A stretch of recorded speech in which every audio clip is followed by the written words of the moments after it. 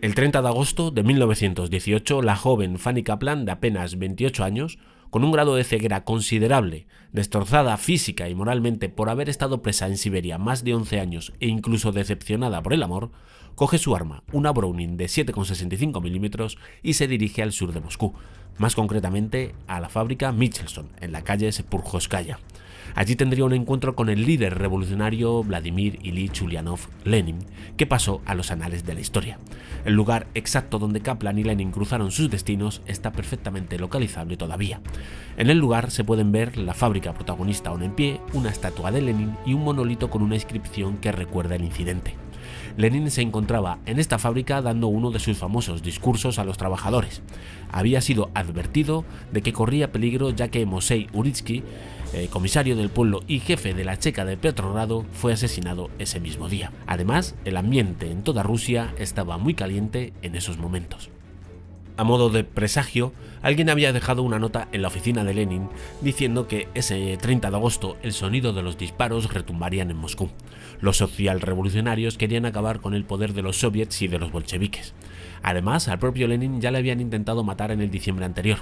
A pesar de todos estos acontecimientos, Yakov Sverdlov, prácticamente el número 2 del gobierno y responsable de la seguridad de Lenin, dijo: "No podemos tener miedo de la gente", y mandó a Lenin a la fábrica Michelson sin ninguna escolta. Dzerzhinsky, jefe absoluto de la checa, había marchado a Petrogrado por el asesinato de Uritsky y por consecuencia dejó todo en las manos de Sverdlov. Dentro de la fábrica nos podemos imaginar a un Lenin en estado puro.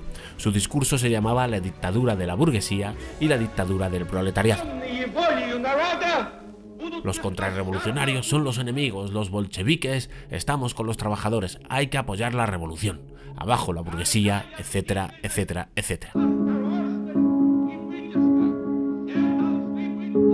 Kaplan, que recordemos está prácticamente ciega a causa de una enfermedad en un campo de trabajo forzado en Siberia, alrededor de las 9:30 de la noche y vestida de un negro impoluto con un pañuelo en la cabeza, espera a la salida de Lenin en el patio de la fábrica Michelson. Cuando este sale y se aproxima a su coche, le asesta 3 disparos, de los cuales 2 aciertan en el cuerpo de Lenin.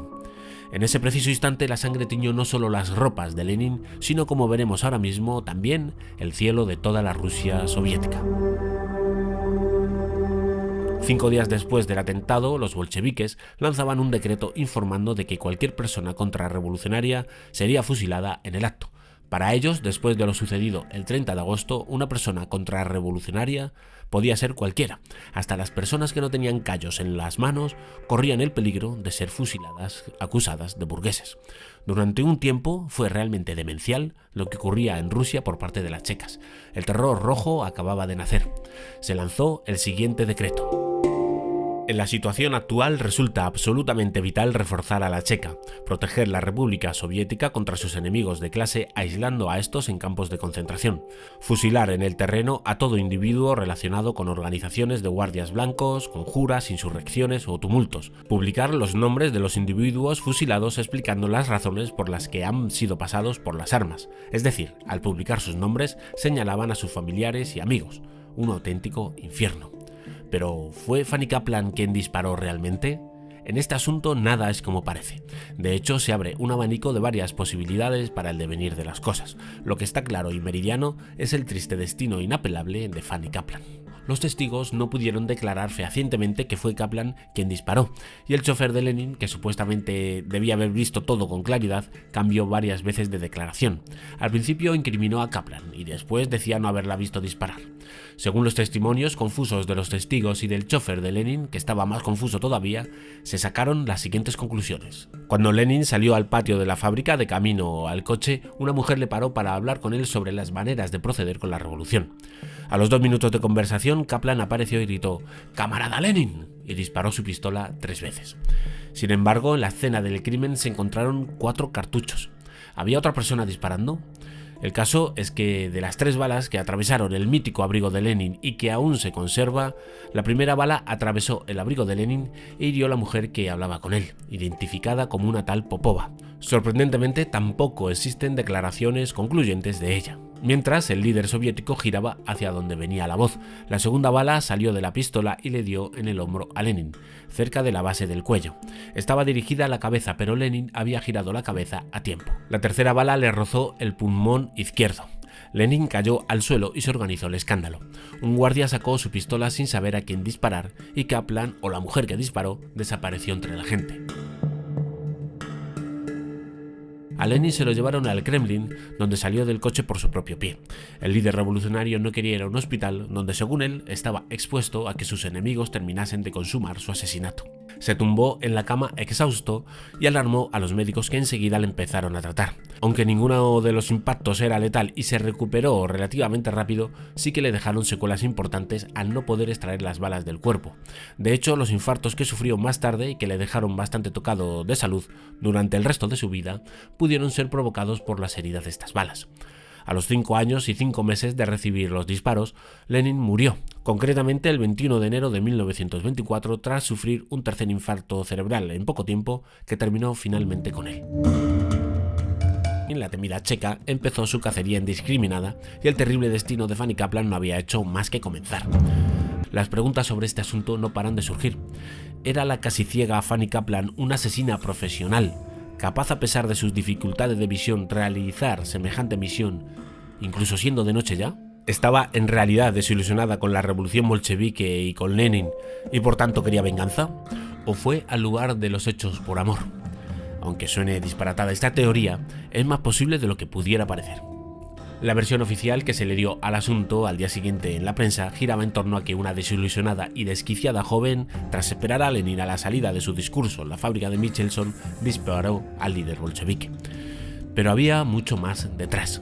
Surgen dudas de cuándo y de qué manera fue detenida Fanny Kaplan. El testimonio oficial es que un militar de la 5ª División de la Infantería Soviética, que respondía al nombre de Batulin y que estaba en el lugar cuando pasó todo, corrió durante el caos buscando al culpable. De pronto se fijó en una chica apoyada en un árbol que no tenía la típica expresión de confusión que se tiene al haber contemplado disparos. Este, enseguida y a su juicio, encontró a la culpable enseguida. La incriminó mientras Kaplan se defendía diciendo que ella no había hecho nada, que no había disparado a nadie. Batulin insistía y en un momento le dijo: «Si usted no disparó, entonces, ¿qué hacía aquí?». Ella respondió: «Eso, señor, no es de su incumbencia». La réplica de Kaplan no convenció a Batulin, que se la llevó detenida a la checa más cercana. Jakob Peter, subsecretario de la checa y encargado del caso, recuerda en sus memorias que era muy tímida e introvertida, y cuando la acusó de matar a un hombre, esta rompió a llorar. Un preso político inglés que estaba en la checa diría más tarde que Kaplan le pareció una mujer que podía tener entre 25 y 35 años, con rostro castigado, carente de atractivo, grandes ojeras negras y profunda mirada triste. Los presentes en el momento caótico propio del incidente decían que había sido una mujer la que efectuó los disparos. Los soviéticos tenían a una mujer, pero ¿era la que apretó el gatillo? Todo fue confuso en la detención de Kaplan, aunque muchas detenciones eran confusas por entonces. Fanny Kaplan no portaba ningún arma cuando fue detenida. Además, a la pistola Browning que encontró un trabajador a los 3 días del atentado, y que supuestamente era la de Kaplan, solo le faltaban 3 balas. En el cargador todavía quedaban 4 proyectiles. En la Browning entraban 7 proyectiles. Faltaban los 3 cartuchos evidentes que hirieron a Lenin y a Popova. Pero, ¿y el otro cartucho que se encontró en la escena del crimen? ¿De dónde salió entonces? ¿Había más gente armada por allí? Lenin, además, recordaba haber visto a un hombre armado. Las siguientes horas fueron terribles para Kaplan en las dependencias de la cárcel de Lubyanka, que más tarde sería la sede del KGB. Con Jakob Peters al mando, la desnudaron y examinaron por todas las partes de su cuerpo para ver si portaba algún arma escondida, como confesó una guardia que estaba allí. Constantemente las mismas preguntas, gritos, amenazas y seguramente golpes. Kaplan, posiblemente harta de la vida, también se hartó de esta situación e hizo una declaración totalmente esclarecedora. Ella misma se proclamaba culpable de los hechos. Lo hizo coaccionada porque se sabe que la torturaron física y psicológicamente, o lo hizo en plena facultad sin ser forzada. Sus palabras fueron las siguientes: «Mi nombre es Fanny Kaplan, hoy disparé a Lenin, lo hice con mis propios medios.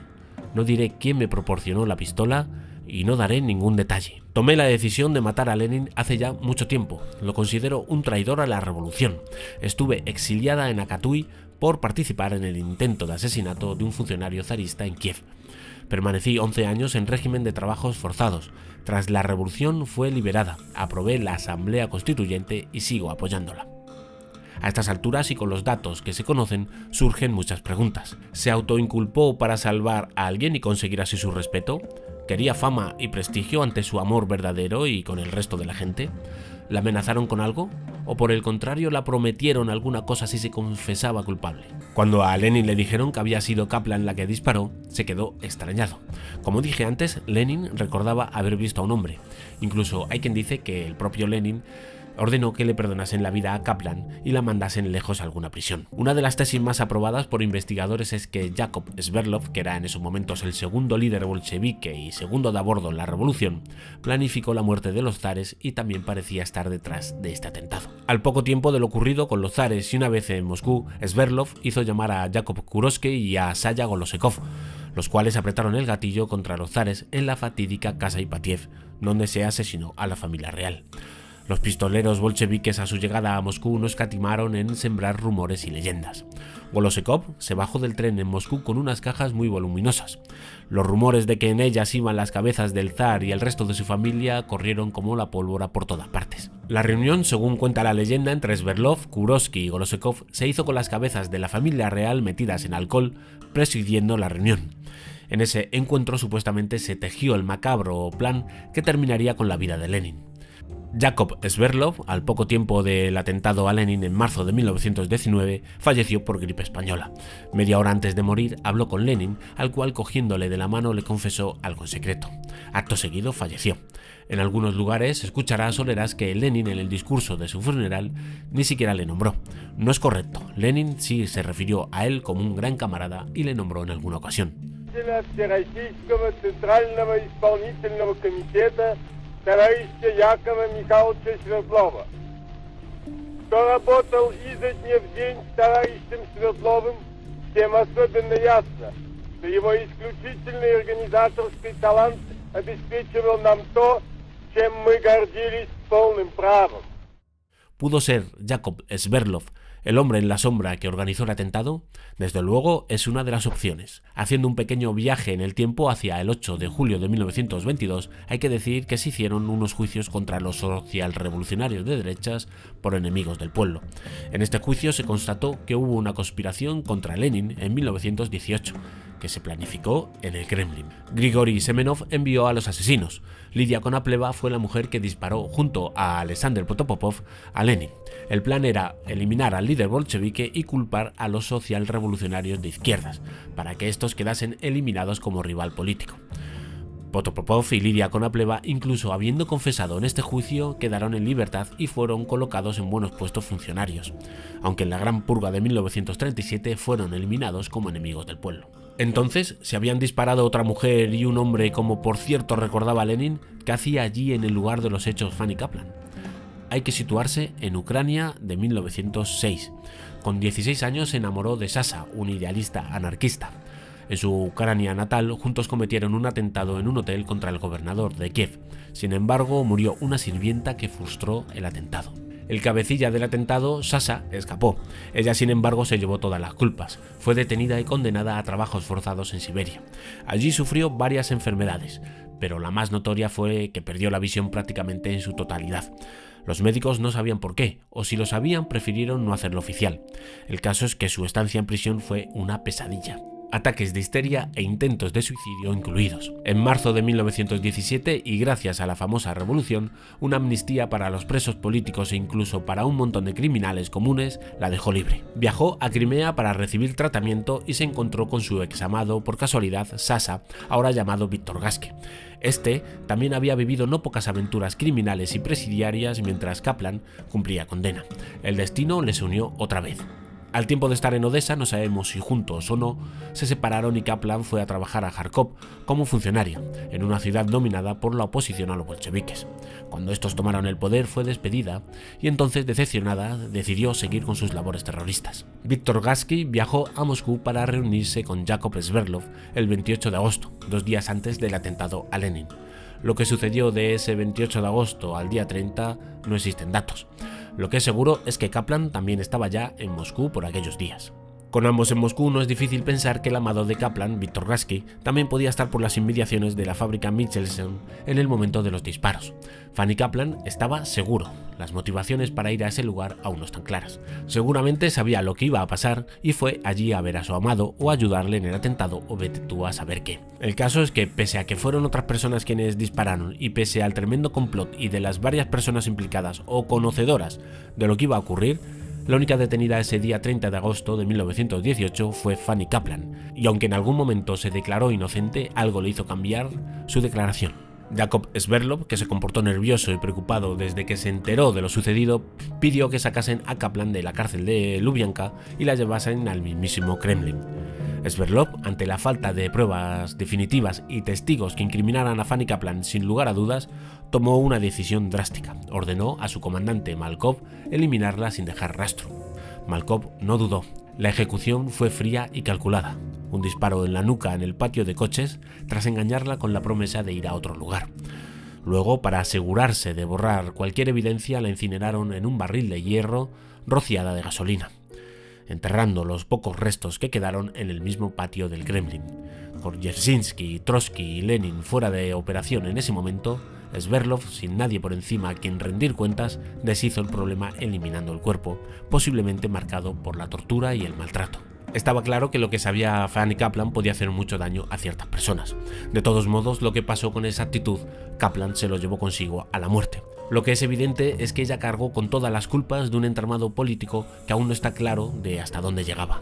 El lugar donde ocurrió todo sigue siendo perfectamente identificable si vas a Moscú. Con las imágenes del lugar donde ocurrió todo esto y donde Lenin empezó a escribir el largo camino de su fallecimiento y donde Fanny Kaplan se entregó a los brazos de la muerte por ser acusada del atentado, terminó este vídeo. Muchas gracias por la atención, te pido por favor que compartas, des a me gusta y te suscribas.